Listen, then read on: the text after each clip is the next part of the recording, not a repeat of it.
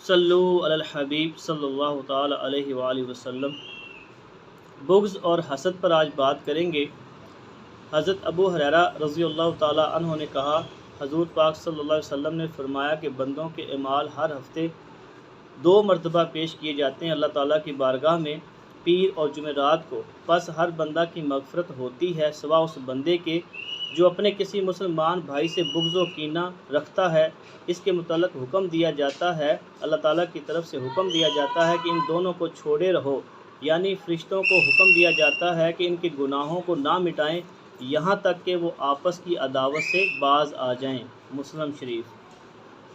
Video تھوڑی سی بڑی ضرور ہے، اسے غور سے سنیے گا اور ثواب کی نیت سے اس کو آگے شیئر بھی کیجیے گا۔ خاک مجھ میں کمال رکھا ہے، اے خدا تو نے مجھے سنبھال رکھا ہے۔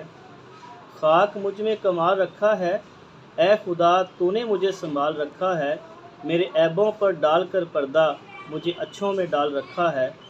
اپنے دامن سے کر کے وابستہ، اپنے دامن سے کر کے وابستہ ہر مصیبت کو ٹال رکھا ہے۔ میں تو کب کا مٹ گیا ہوتا، میں تو کب کا مٹ گیا ہوتا، تیری رحمتوں نے پال رکھا ہے۔ سبحان اللہ، ماشاء اللہ۔ حضرت ابو ہریرہ رضی اللہ تعالیٰ عنہ نے کہا، حضور پاک صلی اللہ علیہ وسلم نے فرمایا کہ کسی مسلمان کو جائز نہیں کہ وہ 3 دن سے زیادہ کسی مسلمان کو عداوتاً چھوڑے رکھے۔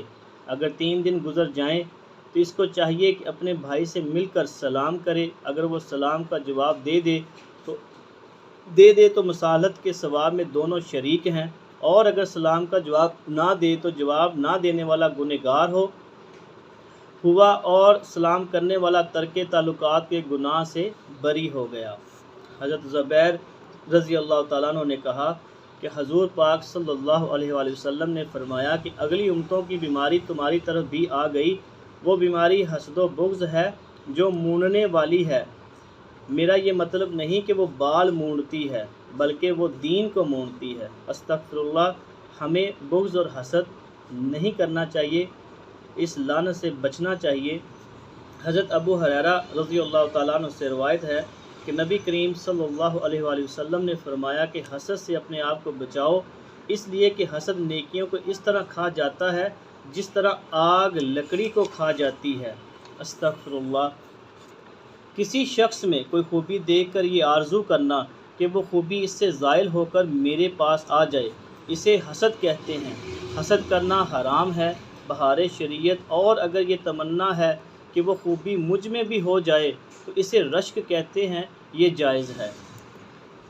حضرت ابو ذر رضی اللہ تعالیٰ عنہ نے کہا، حضور پاک صلی اللہ علیہ وسلم ہم لوگوں کے پاس تشریف لائے اور فرمایا کہ تم لوگ جانتے ہو کہ خدا تعالیٰ کے نزدیک کون سا عمل سب سے پسندیدہ ہے؟ کسی نے کہا نماز، کسی نے کہا زکوٰۃ، کسی نے کہا جہاد۔ اس پر آپ صلی اللہ علیہ وآلہ وسلم نے فرمایا، اللہ تعالیٰ کے نزدیک سب سے پسندیدہ عمل یعنی خدا ہی کے لیے کسی سے محبت کرنا اور خدا ہی کے لیے کسی سے بیزار رہنا، اللہ تعالیٰ اس کو بہت پسند فرماتا ہے۔ اس پر حضرت شیخ عبدالحق محدث دہلوی رحمۃ اللہ علیہ اس حدیث کے تحت فرماتے ہیں کہ یعنی یہاں سوال پیدا ہوتا ہے کہ نماز، زکوٰۃ اور جہاد سے زیادہ محبوب ہونا کیسے صحیح ہو گیا، جبکہ یہ چیزیں علی الاطلاق تمام اعمال سے افضل ہیں؟ اس کا جواب یہ ہے کہ جو شخص صرف اللہ تعالیٰ کے لیے محبت کرے گا وہ انبیاء کرام علیہ السلام، اولیاء اطام رحمۃ اللہ علیہ اور اللہ تعالیٰ کے نیک بندوں سے محبت کرے گا، اور ان لوگوں کی پیروی فرما برداری بھی ضرور کرے گا، اس لیے کہ محبت کے لیے اطاعت لازم ہے۔ اور جو شخص کے خدا تعالیٰ کے لیے دشمنی کرے گا تو دین کے دشمنوں سے یقیناً دشمنی کرے گا۔ گویا حضور پاک صلی اللہ علیہ وآلہ وسلم نے فرمایا کہ اعمال و اطاعت کا مدار صرف اللہ کی حب کے اندر ہے، اللہ سے محبت کرنے کے لیے ہے، جیسا کہ خدا ہی کے لیے کسی سے محبت کرنا اور خدا ہی کے لیے کسی سے بیزار ہونا۔ حضرت ابن عباس رضی اللہ تعالیٰ عنہ نے کہا کہ حضور پاک صلی اللہ علیہ وسلم نے ابو ذر رضی اللہ تعالیٰ عنہ سے فرمایا کہ اے ابو ذر رضی اللہ تعالیٰ عنہ، ایمان کی کون سی گرہ زیادہ مضبوط ہے؟ عرض کیا اللہ رسول صلی اللہ علیہ وآلہ وسلم کو اس کا بہتر علم ہے۔ حضور پاک صلی اللہ علیہ وسلم نے فرمایا اللہ ہی کے لیے آپس میں دوستی رکھنا اور اللہ کے لیے ہی کسی کو دوست بنانا اور کسی کو دشمن سمجھنا۔ حضرت ابو زین رضی اللہ تعالیٰ عنہ سے روایت ہے کہ حضور پاک صلی اللہ علیہ وسلم نے ان سے فرمایا کیا میں تجھے دین کی وہ بنیاد نہ بتا دوں جس کے ذریعے تو دنیا و آخرت کی بھلائی حاصل کر لے؟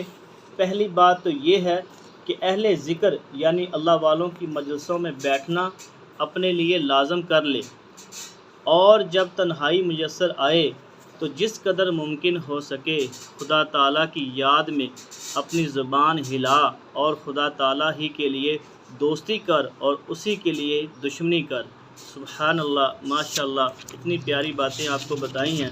ثواب کی نیت سے اس کو آگے شیئر بھی کر دیں اور اس پر عمل کریں، بغض اور حسد نہ کریں کسی سے، یہ عمل اللہ تعالیٰ کو پسند نہیں ہے۔ اللہ سے دعا کرتا ہوں کہ اللہ پاک ہم سب کو اس پر عمل کرنے کی توفیق عطا فرمائے۔ آمین ثم آمین۔ جزاکم اللہ خیرہ۔